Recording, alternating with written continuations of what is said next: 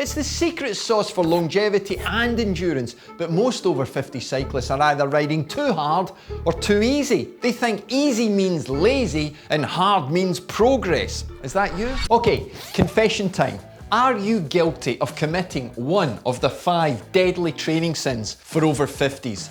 Come on, be honest with me. Are you hammering away like you're paid by Strava? Are you skipping strength training because, well, cycling's enough, coach, isn't it? Are you ignoring recovery because, well, you used to bounce back when you were younger? Why change things now? Look, if so, don't worry, you're not alone. But there is a thing that you need to understand about these mistakes. They aren't just slowing you down, they're wrecking your potential progress. They're crushing your endurance and they're making cycling way harder than it needs to be. But look, there's good news, okay? Every sin has a redemption plan. Yes, well, not those lies you've been telling your partner about how much you paid for your last bike. But let me fix the 5 key sins, okay? You'll not only ride stronger, but you might actually get faster. Look, feel better, and you'll stay bulletproof for years to come. Let's get into it. Okay, sin number 1, the speed demon. Is that you? Look, you're relying on too much high intensity training. Let's face it, we all want things fast, fast bikes, fast cars, fast bloody Wi-Fi, fast results. Look, you want to be fit fast, lose weight fast, and naturally ride your bloody bike fast. It's common, but the thing is, you hammer away at every session. You treat zone 2 like it's for beginners. Come on, be honest, okay? If I'm not suffering, I'm not improving. But here's the reality. You're older now. Recovery takes longer. Smashing every ride like it's a full gas time trial is not making you fitter, okay? It's making you more tired. But you're smart enough to know that, but you keep going because your ego's driving you. You're like a classic car. You might look okay on the outside, but you've got a dodgy, clapped out engine inside. You keep revving it in the red. Let's stop that because eventually you're gonna blow up. And if you blow up, you lose motivation, you'll have a peak, trough, fitness journey. You've got to balance things out. What's the point going fast today if you can't go fast tomorrow? You've got to be able to ride your bike more often. So here's a great little tip. Reduce your high intensity workouts to 1 per week. An interval session that suits your journey, but try this. At the end of that workout, anywhere between 1 to 3 minutes, give it full gas. How much power can you hold per week? Close to your max limit. You should, over time, be able to see this number, especially if you go to 3 minutes, start to increase. And that 3 minutes for an older rider is close to your MAP, your maximal aerobic power, your VO2 max power. Try it, because you should be able to progress it, because you're not going into it so tired every single week. I don't want you over-exaggerating distance. It is not as important as time. The time you have will be forced at a higher speed so that you get more distance because you believe that every other rider on the planet is only interested in seeing your distance. It is what we call up here willy measuring, and us Scots don't need to worry about that. I want you focusing on tits. You heard me right, tits, T-I-T-S. Time in the saddle, you fanny. That is more important. Oh, I'm having flashbacks about tits. Oh my God, Annie. I even walked off the wrong way there. Okay, sin number 2, you are the weakest link. And what I mean by that is you're skipping strength training. So somewhere throughout your kinetic chain, there is a weak link. Oh, you've blamed it on the bike fit. It's not. It's the fact you're missing out on strength training.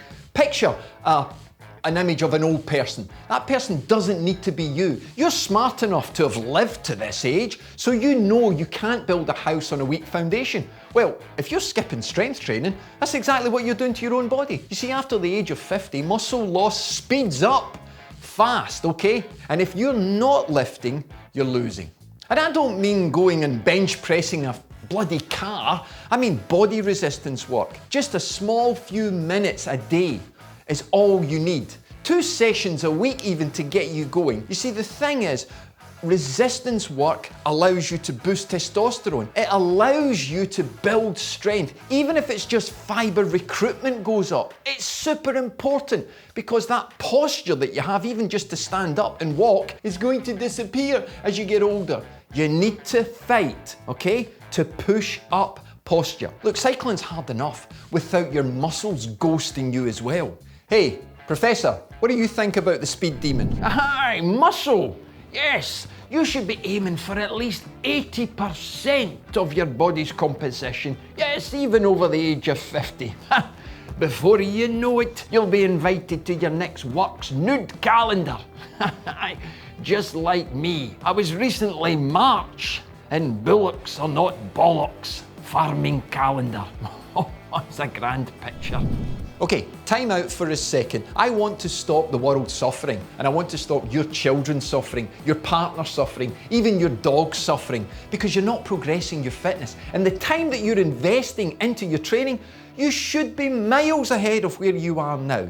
Look, I've got the perfect plan for you, where I go into things a lot deeper than what I can do in this video. My free starter program will give you workouts, more in-depth knowledge, and a structure that will allow you to maximize the time you've got. Click the link, get access to it, and save your family from the suffering you're putting them through right now. Okay, let's get back to the sins. Okay, sin number 3, the Tin Man. Is that you? You ever feel like the Tin Man from The Wizard of Oz? You've got tight hips, stiff back, shoulders, they're creeping up nearer your ears.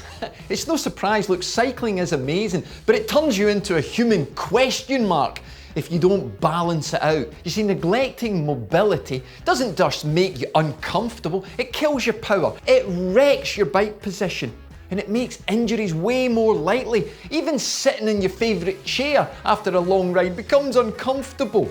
Look, the good news is, just 5 minutes a day of daily stretching can keep you riding pain-free. And yes, I know stretching is boring, but you also think Zone 2 is boring because you have no purpose to what you're doing.